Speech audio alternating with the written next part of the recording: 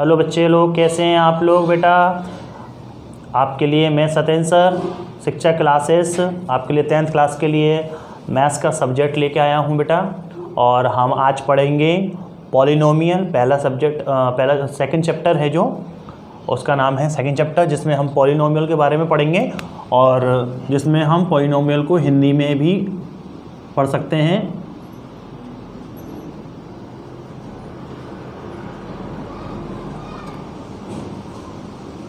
बहुपद तो हिंदी और इंग्लिश में दोनों में पढ़ाऊंगा आपको मैं बेटा। तो पहला इंट्रोडक्शन में हम बहुपद के बारे में पढ़ेंगे, जिसको इंग्लिश में बोलते हैं पॉलिनोमियल के बारे में पढ़ते हैं कि पॉलिनोमियल्स बना कैसे और इसको हम कहाँ यूज़ करते हैं। तो पॉलिनोमियल्स के दो भाग होते हैं, पॉली एंड नोमियल। पॉली मतलब होता है मैनी और नोमियल्स मतलब होता है टर्म्स। मैनी टर्म्स, बहुत सारे, यानी हिंदी में इसको बोलेंगे बहुत, और टर्म्स मतलब होता है पद। तो बहुत सारे पदों से मिलकर पॉलिनोमियल मिलके तैयार होता है। और पद जो होते हैं वो भी दो भागों से मिलकर बने होते हैं। पद में एक भाग जो होता है वो वेरिएबल कहलाता है, एक भाग जो कहलाता है वेरिएबल कहलाता है, और दूसरा भाग होता है उसको कांस्टेंट बोलते हैं। कांस्टेंट बोलते हैं इंग्लिश में। हिंदी में इसको वेरिएबल को चर बोलते हैं और जो कांस्टेंट्स बोलते हैं उनको अचर बोलते हैं। ठीक है, तो बहुत सारे चर और बहुत सारे कांस्टेंट्स आपस में मिला के इनका मल्टीप्लाई करके फिर इनकी पावरों को, बहुत सारे टर्मों को आपस में ऐड करके हमारा टर्म बनता है, और बहुत सारे टर्मों को मिला के हमारा पॉलिनोमियल बन के बनता है, यानी चेन वाई। वेरिएबल हमारे होते हैं, वो होते हैं उसको बोलते हैं एक्स वाई जेड। ये हमारे वेरिएबल का काम करते हैं। इसमें ए बी सी ये भी हमारे वेरिएबल होते हैं। और कॉन्स्टेंट्स में हमारे नंबर आते हैं 1 2 3 √3 √5, ये सब हो सकते हैं, माइनस में भी हो सकते हैं। तो इन सब को हम मिला के वेरिएबल एंड कॉन्स्टेंट्स को आपस में मल्टीप्लाई करके मिला के हम टर्म्स तैयार करते हैं, और बहुत सारे टर्मों को हम आपस में मिला के पॉलिनोमियल लाते हैं। इसको हम चेन सिस्टम बोल सकते हैं। पॉलिनोमियल्स को हम आइडेंटिफाई करने के लिए हम पॉलिनोमियल को कैसे भी लिख सकते हैं, px से भी दर्शा सकते हैं, qx से भी दर्शा सकते हैं, rx से भी दर्शा सकते हैं, zx से भी दर्शा सकते हैं, qx से भी दर्शा सकते हैं। किससे भी इसको हम आसानी से इसको दर्शा सकते हैं। तो पॉलिनोमियल्स मीन्स हिंदी में बोलते हैं बहुपद। पॉलिनोमियल के दो भाग होते हैं, पहला भाग जिसको मैनी, दूसरा भाग terms.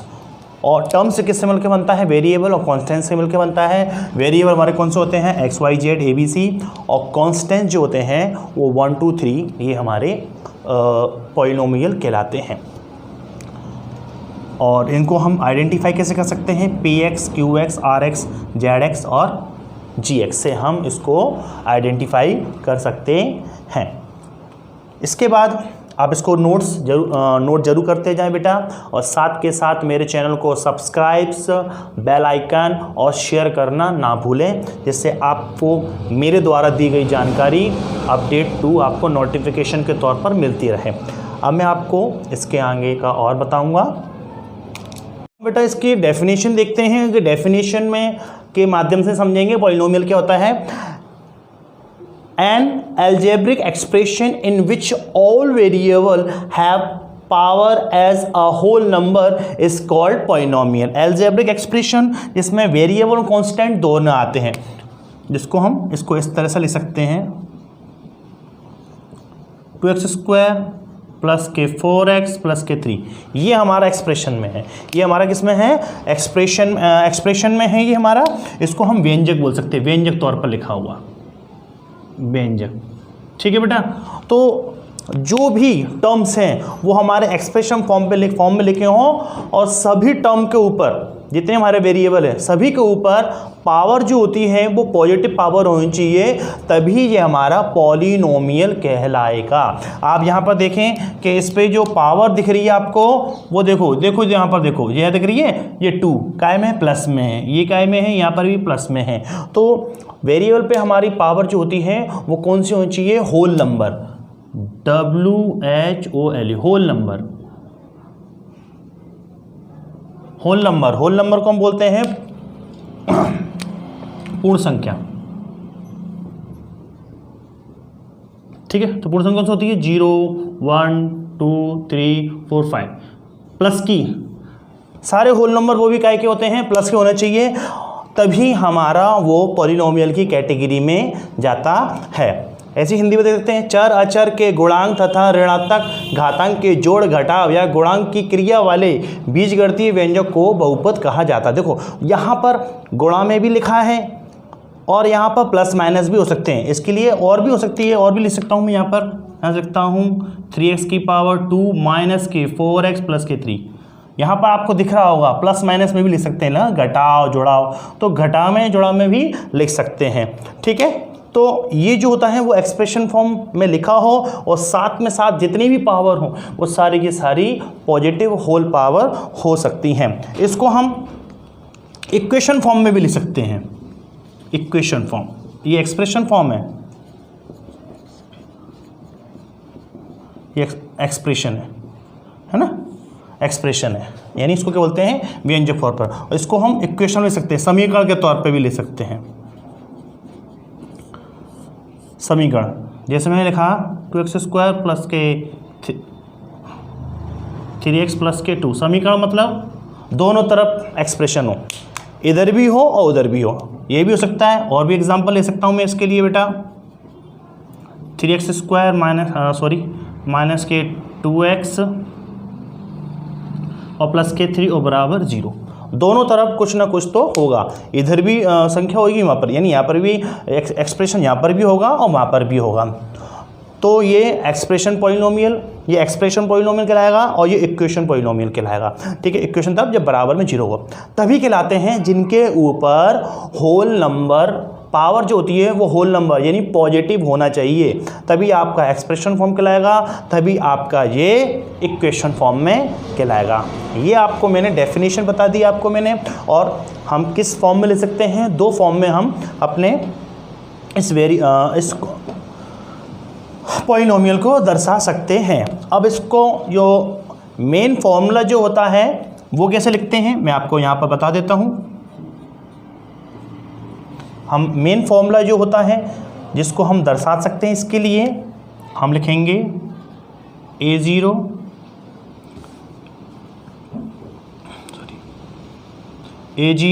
x plus A1 x, यहाँ पर 0 पावर, यहाँ पर 1 प्लस A2 x की पावर 2 प्लस A3 x की पावर 3 प्लस A4 x की पावर 4 डैश AN x की पावर n। ऐसे इसको हम ले सकते हैं। हम इसको 2 फॉर्म में ले सकते हैं, यानी स्टैंडर्ड फॉर्म जो होती है पॉलिनोमियल की वो जो होती है इसको हम 2 फॉर्म में लिख सकते हैं। ये मैंने जो लिखा है वो असेंडिंग ऑर्डर में लिख सकता है, हम इसको डिसेंडिंग ऑर्डर में भी लिख सकते हैं। यहाँ पर हम इसको डिसेंडिंग ऑर्डर में भी दर्शा सकते हैं, जैसे आपको मैंने पहले भी बताया था। ठीक है, आप इसको वैसे भी लिख सकते हैं और असेंडिंग ऑर्डर में भी लिख सकते हैं और डिसेंडिंग ऑर्डर में भी आप इसको लिख सकते हैं। डिसेंडिंग ऑर्डर में चाहूँ तो आपको लिख देता हूँ मैं यहाँ पर AN x की पावर n x की पावर n प्लस यहाँ हम लिखेंगे A1 x n minus 1 plus A2 x n minus 2 plus A3 x minus 3 dash हो जाएगा AN। तो हम यहाँ पर AN ले सकते हैं, तो हम इसको हम दोनों फॉर्म में ले सकते हैं। यहाँ पर हम इसको दोनों फॉर्म में दर्शा सकते हैं। असेंडिंग ऑर्डर में दर्शा सकते हैं और डिसेंडिंग ऑर्डर में सब दर्शा सकते हैं। मेनली ज़्यादातर यही फॉर्म हम यूज़ करते हैं और करते आए हैं। तो जितनी भी हमारी एक्सप्रेशन फॉर्म होंगी वो इसी ऑर्डर में होंगी, असेंडिंग ऑर्डर में और डिसेंडिंग ऑर्डर दोनों में हो सकती हैं। बट जब भी हम इसको देखेंगे तो समझने के लिए हमको उसको अपने तरीके से उसको हल करने के लिए ज़्यादातर उसको हम डिसेंडिंग ऑर्डर में ही रखेंगे।